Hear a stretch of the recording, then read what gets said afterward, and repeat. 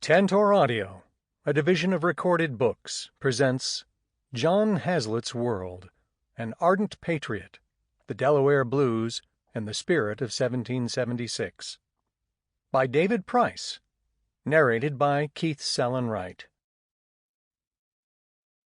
War, my Lucy, is not a humane trade, and the man who follows it as such will meet with his proper demerits in another world. General Henry Knox, from a letter to his wife, Lucy Flucker Knox, January 2nd, 1777.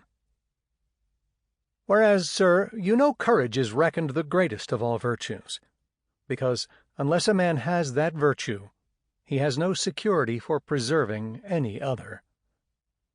Samuel Johnson, from The Life of Samuel Johnson, LL.D., by James Boswell, 1791.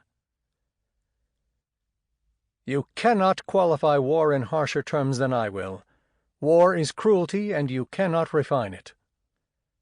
General William T. Sherman, from a letter to the mayor and city council of Atlanta, Georgia, ordering the evacuation of its inhabitants, September 12, 1864.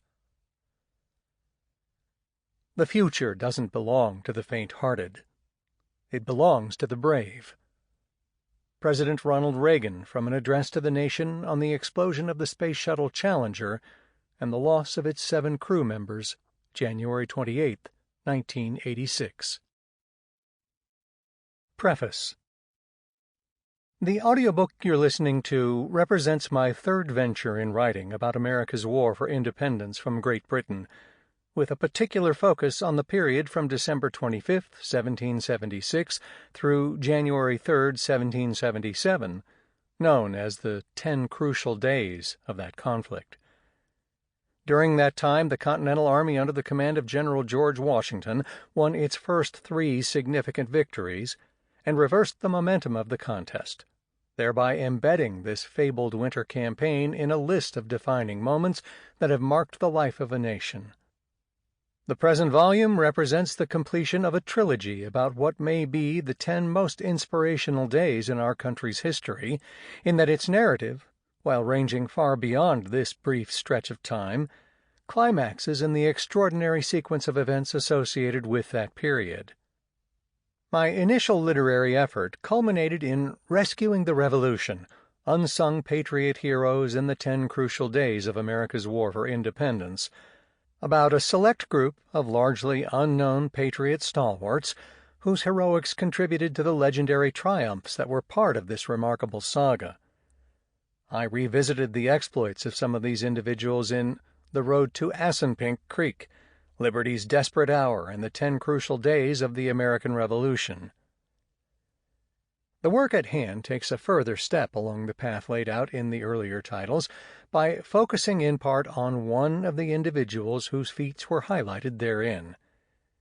He was the only one of the unsung heroes portrayed in my first book to lose his life on a revolutionary battlefield, and perhaps therein lies the motivation to explore his story at greater length. I feel I owe John Haslet that much. There is an elegiac symmetry between his fate and that of the Delaware regiment he commanded. Both suffered through extreme adversity, and finally were lost in the struggle for a young nation's independence during the period when that cause seemed especially imperiled, and was then suddenly revived by the most remarkable military comeback in America's storied past. Unfortunately, the lack of biographical data that confronts anyone attempting to write about Haslet presents a very real challenge to any effort at assembling a detailed account of his life before the Revolution. Notwithstanding that impediment, this project has sought to incorporate what we do know about him into a broader historical context, particularly one that conveys an appreciation of the role he and his regiment played in an infant nation's quest for political and economic self-determination against Britain's armed might in 1776, the birth year of a political entity that ultimately gave rise to the most durable republic in history. The memory of both Haslet and the regiment he led would endure in the context of their service to cause and country. The initial commanding officer of Delaware's Continentals remains the individual who, to this day, is most closely identified with them, and the Delaware Blues continued to see action as a reconstituted but smaller unit after Haslet's death and throughout the war. Their ordeal is an integral part of the narrative surrounding a colonial uprising that triumphed over the British Empire and profoundly impacted the course of history. Introduction. This is the story of Colonel John Haslet and the Delaware regiment he led during the initial, pivotal phase of our war for independence from Great Britain. It chronicles the inspirational leadership, exemplary service, and enormous sacrifice that marked their efforts on behalf of America's revolutionary enterprise. One finds no dearth of encomiums to Haslet's leadership from his contemporaries or in more recent accounts. He has been described as one of those Continental Army officers who were, when the chips were down, capable of delivering the best any general could demand. A warrior whose intrepidity and quickness of perception formed him for the battlefield. One of George Washington's steadiest, most reliable officers and finest regimental commanders, beloved by his men whom it was his pride to have exceptionally well drilled and disciplined. And an officer of seemingly unlimited ability, whose tireless efforts and efficiency made the soldiers under his command some of the best disciplined and drilled in Washington's army. He was charismatic, inspirational, and eloquent, someone who persuaded men to sign on to the newly formed army with his strong convictions and inspired loyalty and excellence among his recruits, a firm friend to his country, an ardent patriot, redoubtable, indefatigable, and unconquerable. And in the end, he met a hero's death on the Princeton battlefield. Had he lived long enough, it seems clear that Haslet would have been promoted to brigadier general in the Continental Army, and the fact that he was not accorded that recognition apparently resulted from political considerations. In awarding such promotions, the Continental Congress took into account an officer's state of residence in the interest of encouraging support for the war effort among its governing officials and the inhabitants thereof. Unfortunately, a state as small as Delaware lacked the necessary political influence in Congress to secure the colonel's long overdue and well-deserved advancement. A comparable litany of praise is in evidence for those Haslet led, as they comprised one of the most distinguished regiments under Washington's command. They were widely esteemed for their bravery and military skill and, unlike many other units in the ragtag rebel army of 1776, looked and acted like real soldiers who were well equipped and well disciplined. These men created an impressive sight in their stylish uniforms, added a much-needed dash of professionalism to Washington's force, and stood up exceedingly well in battle. Known for their courage, hardihood, and military efficiency second to none in the Continental Army, the Delaware contingent was thought to be one of its two best units, along with William Smallwood's Maryland regiment, with whom the Delaware soldiers often fought side by side. Indeed, the heroic stand by these two regiments at the Battle of Long Island in August 1776 reportedly prompted their observing commander-in-chief to laud them as his brave fellows. There was ample reason for the Delaware and Maryland soldiers to be regarded as the elite of Washington's army, for they fought their way into legend at Long Island and throughout the war. In his classic study of the Delaware Continental service during the War for Independence, written more than three-quarters of a century ago, the historian Christopher Ward observes that John Haslet is one of those who have been singled out of the multitude of Revolutionary regimental officers for especial commendation by all who have recorded the military events of those 7 years, and that his name seldom appears in such chronicles without being preceded by an adjective of laudation. Ward is as eloquent in his tribute to the soldiers whom Haslet and those who succeeded him led into battle, that is, the 1st Delaware Regiment and the unit that took its place after Haslet's death, describing them as a force to be reckoned with, even when few in number. Forged on the anvil of hardship under the hammer of experience, he writes, the Delaware regiment was a weapon which any of the great captains of history would have been glad to launch at his foe. It is not too much to say that no other single regiment in the American army had a longer and more continuous term of service, marched more miles, suffered greater hardships, fought in more battles, or achieved greater distinction than this one of Delaware. In his acclaimed mid-19th century biography of George Washington, the noted author and essayist Washington Irving opined that Haslet distinguished himself throughout the 1776 campaign by being among the foremost in services of danger. He was indeed a gallant officer, and gallantly seconded by his Delaware troops. The accolades earned by Haslet and his regiment convey a sense of how superlative their service was during the adversity of 1776, when Washington, staggered by one defeat after another, attempted to survive the onslaught of a militarily superior foe and carry on the revolution against what appeared to be truly daunting odds. At the same time, the standard of excellence that these Delawares set, and the inspiring example they provided for the rest of the Continental Army, put into stark perspective the extent of their sacrifice, and made all the more harrowing the demise of that unit, including its commanding officer, before it was replaced by a reconstituted Delaware regiment in 1777. The story of these men is one that deserves an honored place in the annals of American military history, and reminds us of how great a cost was incurred in the struggle to achieve our independence and lay the foundation for a new country. That same price has been paid by the nation's finest at many times and on many fields since. In doing so, they have added to a roll of honor that stretches back to the American Revolution and began with those resolute comrades in arms, like the Delaware colonel and the members of his regiment, who dreamed of a free and independent America and contended fiercely for it. John Haslet's kind are not ranked in the annals of history with the likes of our founding fathers, and his name will never be extolled in the manner accorded such iconic figures as Washington, Adams, Jefferson, and Franklin. He was no giant, but to his generation men like Haslet loomed large indeed, for they carried on their sturdy backs the quest for political and economic autonomy and national sovereignty against the British Empire.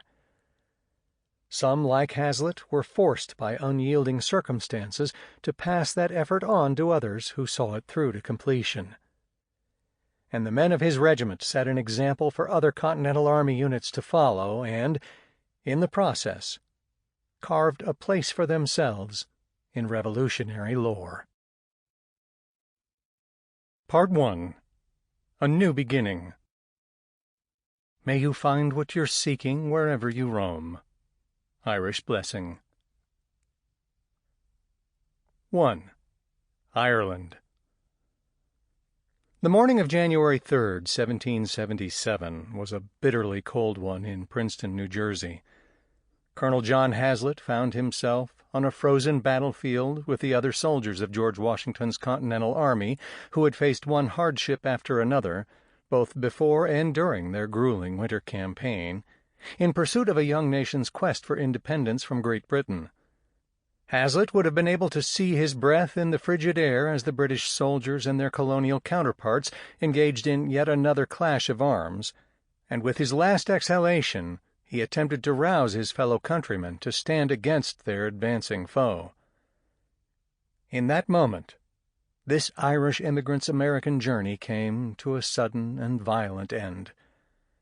The wrath of fate that created an abrupt encounter between an enemy bullet and a lion-hearted colonel achieved a cruel outcome, but perhaps one befitting his tireless efforts to inspire those around him in a cause for which he was willing to make the most extreme sacrifice. John Haslet's transatlantic journey began around 1757, when he was about 30 years of age, after arriving in British North America from his native Ireland.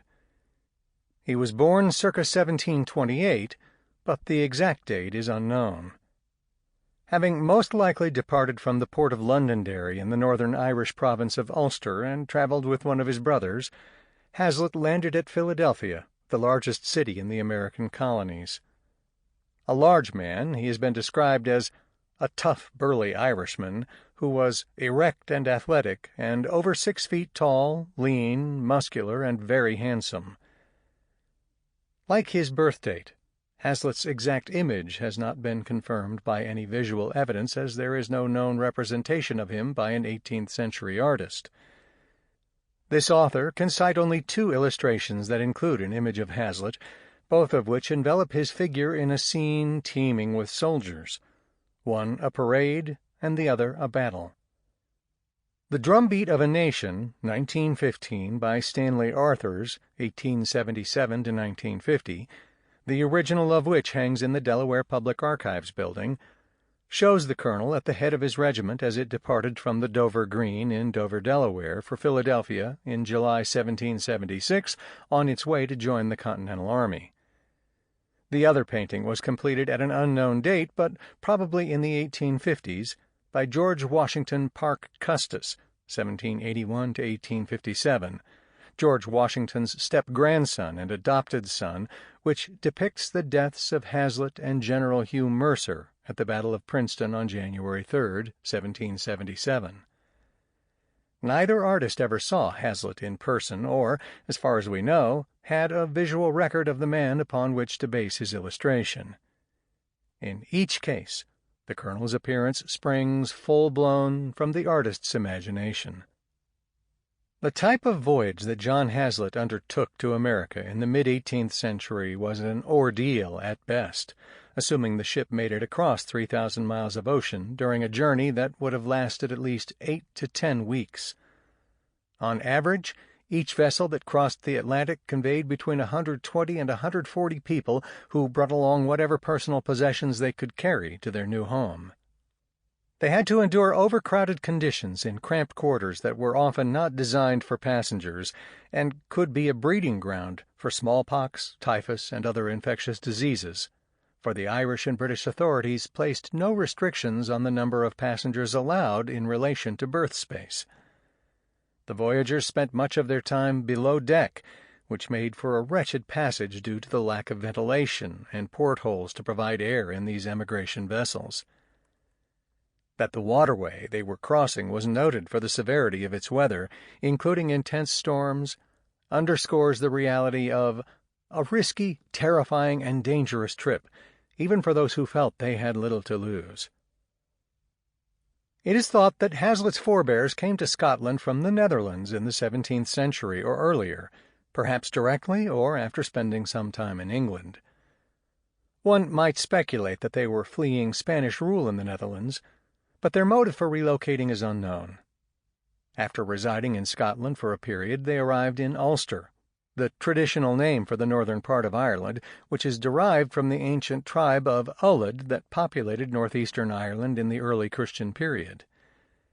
The Haslets would have been part of a wave of Scottish newcomers who moved there by the thousands during the 1600s to take advantage of land that was much more fertile than at home and to escape a backward economy.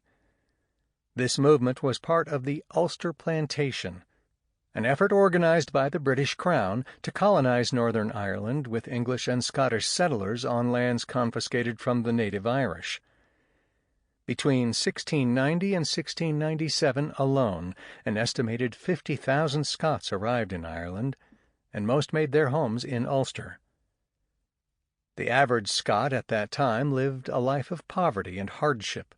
Plus, a new system of land tenure after 1610 dispossessed many Scottish farmers of their acreage and forced them to hire out their labor, all of which made the prospect of a new life in Ireland attractive.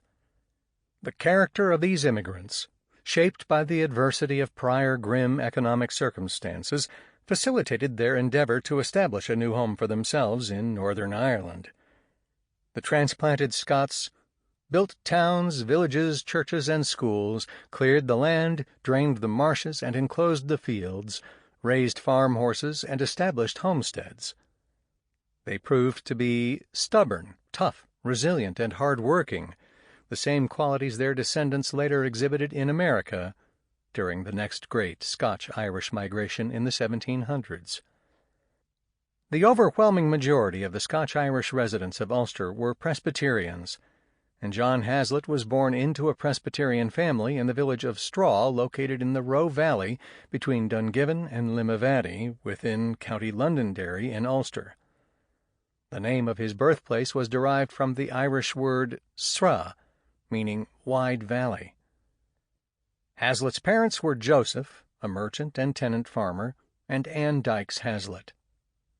John's grandfather, the Reverend James Dykes of Moneymore, was ordained at Maghera, also in County Londonderry, in 1720, and served as a Presbyterian minister until his death in 1734. After John, Joseph and Anne would have 5 other children: Anne, James, Joseph, Mary, and William. Joseph Haslet's income apparently supported his large family to the extent that he could afford to provide at least one of his children with a university education, an opportunity available to a relative few at this time. As the eldest son, John was afforded that privilege when he attended the prestigious University of Glasgow in Scotland, the 4th oldest university in the English-speaking world, after completing his early education in Ulster. Founded in 1451, Glasgow is one of Scotland's 4 ancient universities, along with Edinburgh, Aberdeen, and St. Andrews. Irish students such as Haslet symbolized and reflected the close relationship that had existed for centuries between their native land and Scotland. Their coasts are separated by a mere 12 miles at the narrowest point in the North Channel, as part of a vast cultural sea which experienced a continuous intermingling of its people and a sharing of traditions. In the early 18th century, the student population at the University of Glasgow was about 400.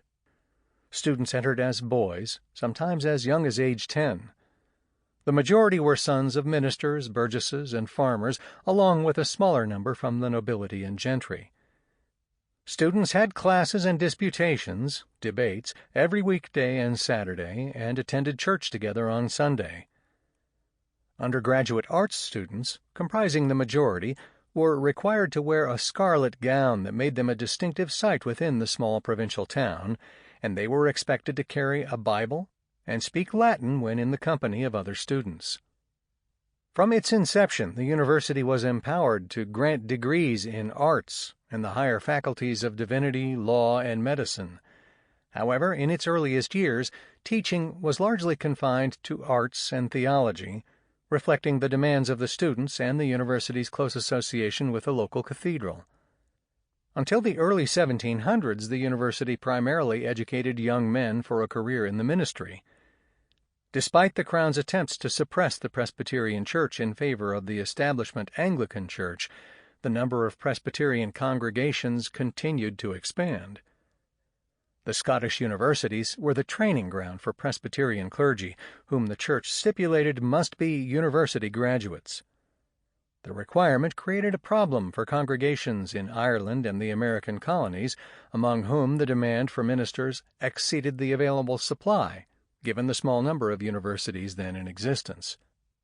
At Glasgow, John Haslet studied to become a Presbyterian minister, and in 1749 earned a Master of Arts degree in Divinity, which was an undergraduate degree, after completing a rigorous 5-year course of study that included Latin, Greek, logic, moral philosophy, and natural philosophy, physics, or mathematics. In addition, he may have taken classes in physic, a term then applied to the medical arts or healing profession, and associated with the use of purgative medicinal agents or preparations. Armed with this credential, the new graduate was licensed by the Derry Presbytery in 1750 and ordained a Presbyterian minister at Ballykelly County, Londonderry, on April 21, 1752. In about 1750, Haslet married Shirley Stirling, daughter of the Reverend Stirling, who served the Presbyterian parish at Ballykelly as minister from 1699 until his death on January 21, 1752. Shirley bore a daughter, Mary, who became known as Polly in about 1752, but the young mother most likely died in childbirth. Polly was raised by her uncle, Samuel Haslet, and would journey across the Atlantic in about 1765 to reunite with her father. The latter had served the church in Ballykelly for 5 years when he decided to go to America. It is possible that the emotional impact of Shirley's death jolted the young cleric's faith to such an extent that it impaired his ability to perform his ministerial duties. This, in turn, may have adversely affected his relations with members of the congregation, particularly regarding their inclination to meet his financial needs, and precipitated, or at least contributed, to his decision to leave the Emerald Isle and start over in a new land. The Derry Presbytery ultimately determined that the congregation was in arrears to the departed minister, whose father pursued a resolution of this matter on his son's behalf for several years, and enforced payment of the debt. Another factor may have influenced the young clergyman's relocation as much or more than purely personal considerations: religious oppression. After the black slaves who were brought to North America's shores by force from Africa and the West Indies, the largest non-English group of immigrants arriving in the 1700s were the Scotch-Irish, the Ulstermen from Northern Ireland, such as John Haslet. Their exodus stemmed from changes in English rule that occurred in the wake of the Glorious Revolution of 1688. A variety of circumstances motivated the flight from Ulster. The English Parliament, carefully protective of Anglicans, led its Irish counterpart to bar Presbyterians from all civil and military offices under the Crown, and to remove those holding posts as judges and postmasters. More galling, perhaps, were the taxes the Presbyterians were forced to pay to the Church of England. These hardships might have been endured by most Irish, except that the economic hardship imposed by English policy that discriminated against wool, cattle, and linen from Ireland drove many who were poor, desperate, or just adventurous to begin leaving for the New World. These grievances contributed to a widespread disenchantment that fueled a growing willingness among many Scotch-Irish to risk the lengthy and hazardous ocean voyage of transatlantic emigration. The specific sources of this discontent included the Test Act of 1704, alluded to earlier, which excluded Presbyterians from the military, the civil service, and teaching; restrictions on Irish trade with other English colonies; the Woolens Act of 1699 that limited the export of Irish wool to only England or Wales; and soaring rents charged by landowners, many of them absentee English landlords. In addition, the forces of nature seemingly conspired to push the Scotch-Irish to leave Ireland's shores by the thousands in the early 18th century. A 6-year-long drought beginning in 1714, which ruined crops and devastated small farms; the disease called rot that killed large numbers of sheep; and a deadly smallpox outbreak in Ulster in 1718. The departure of 1,000 people in 10 ships from Northern Ireland to Boston in 1718 set an example for others to follow, as the trickle soon became a flood. It began a continuous tide of emigration, comprised overwhelmingly of Scotch-Irish Presbyterians, which continued unabated until the American Revolution erupted. For many, the point of departure was one of the fine main ports of Ulster: Londonderry, Portrush, Belfast, Larne, and Newry, although some sailed from the southern ports of Dublin, Drogheda, and Sligo. By 1728, the migration was up to 3,000 people annually. In one 15-year period, 3% of Scotland's population and nearly as many Irish left for America.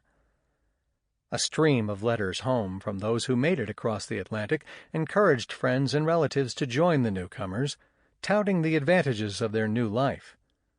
These included land that was affordable and plentiful, laws that gave certain legal rights to those immigrants who entered into indentured servitude, freedom from religious restrictions, and economic opportunity for those inclined to hard work.